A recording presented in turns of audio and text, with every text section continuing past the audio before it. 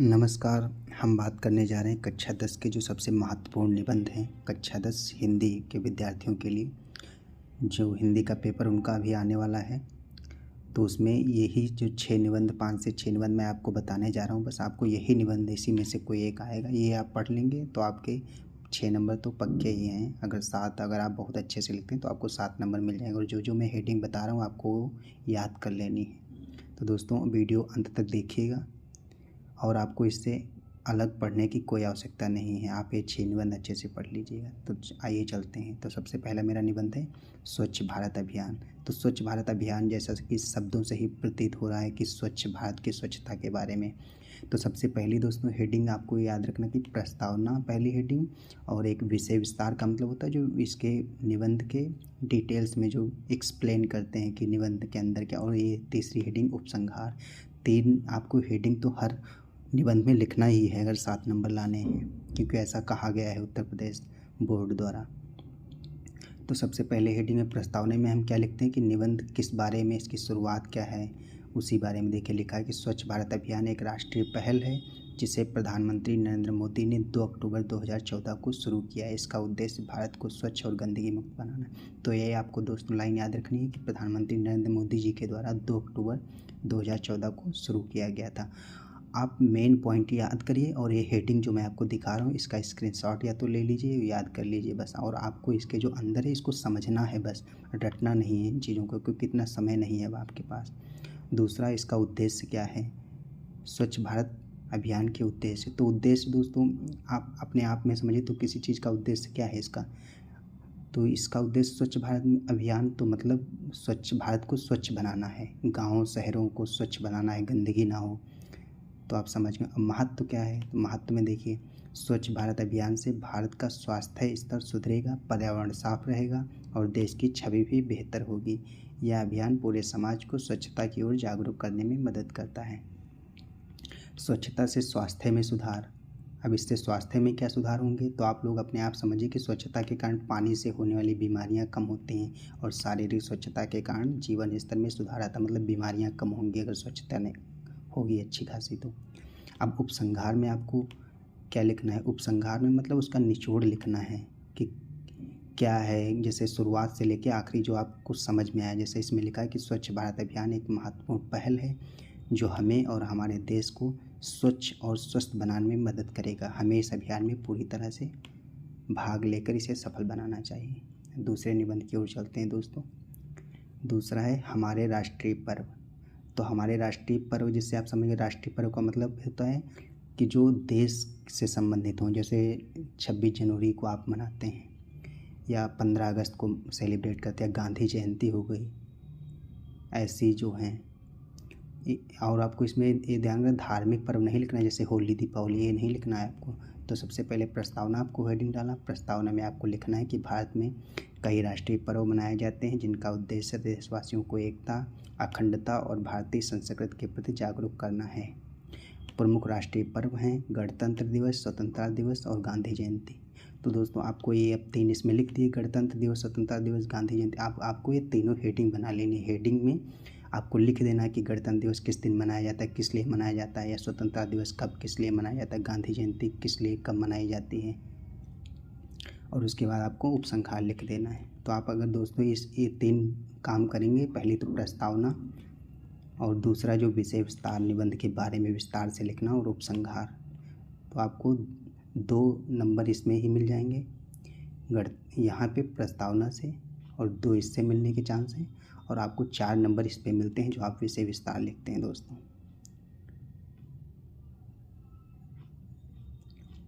अब आइए चलते हैं तीसरा जो मेरा सबसे इम्पोर्टेंट निबंध है, माता पिता का आशीर्वाद।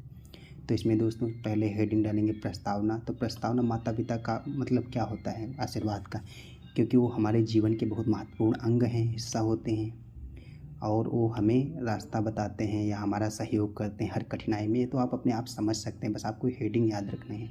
माता पिता का महत्व क्या है, तो महत्व यही है कि वो हमें जीवन में आगे बढ़ना बताते हैं, जीवन के संस्कार, मूल्य और शिक्षा देते हैं। उनके बिना जीवन अधूरा सा लगता है। उनका आशीर्वाद हमें सही मार्ग पर चलने के लिए प्रेरित करता है।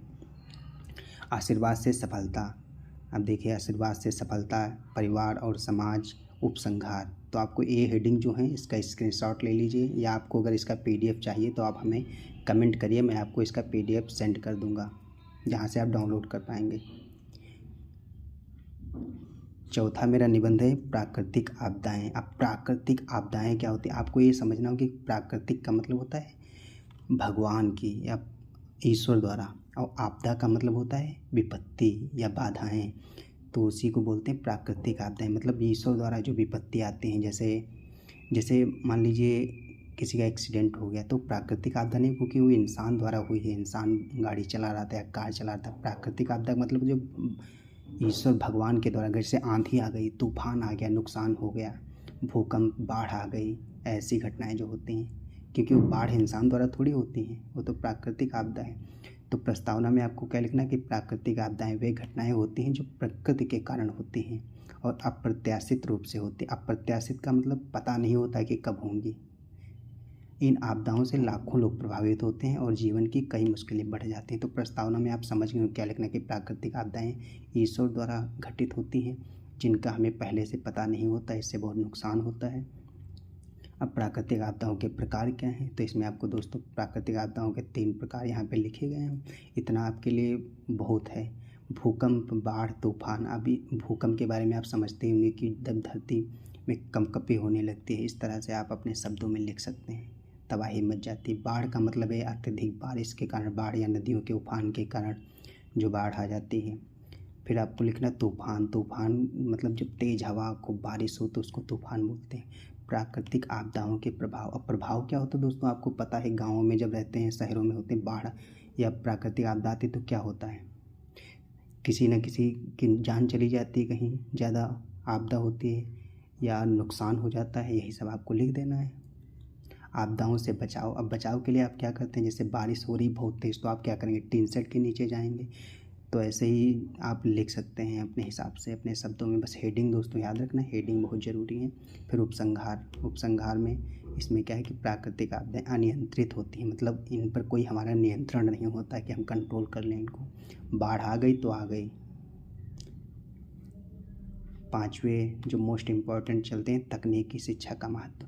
एक दोस्तों होता है शिक्षा का महत्व, तो उसमें शिक्षा के महत्व में मतलब सारी शिक्षा का महत्व उसमें ये हो जाता है कि आप जो शिक्षा कर रहे हैं या उसमें डिजिटल चीज़ें नहीं आती। जैसे आजकल तकनीक का क्या मतलब है, मोबाइल से आप जैसे मेरा वीडियो देख रहे हैं, तकनीकी शिक्षा है। आप डिजिटल चीज़ें पढ़ रहे हैं, देख रहे हैं, तो उसको बोलते हैं तकनीकी शिक्षा। और सिर्फ शिक्षा का महत्व मतलब उसमें सारी चीज़ें आ जाती हैं, तकनीकी के साथ साथ सब कुछ। तो इसमें आपको प्रस्तावना में लिखना है, आज के समय में तकनीकी शिक्षा का महत्व बहुत बढ़ गया है। यह न केवल रोजगार प्रदान करती है बल्कि समाज में प्रगति और विकास भी लाती है। अब तकनीकी शिक्षा कितने प्रकार की होती है, नंबर 1 इंजीनियरिंग हो गई, कंप्यूटर विज्ञान हो गई, व्यावसायिक पाठ्यक्रम हो गया है। तो ये आपको हेडिंग याद रखना है, इसके अंदर आपको इंजीनियरिंग में लिख देना है। यह गणित और विज्ञान पर आधारित शिक्षा है। कंप्यूटर विज्ञान में आपको लिखना है, यह शिक्षा हमें कंप्यूटर और सॉफ्टवेयर हार्डवेयर के बारे में सिखाती है।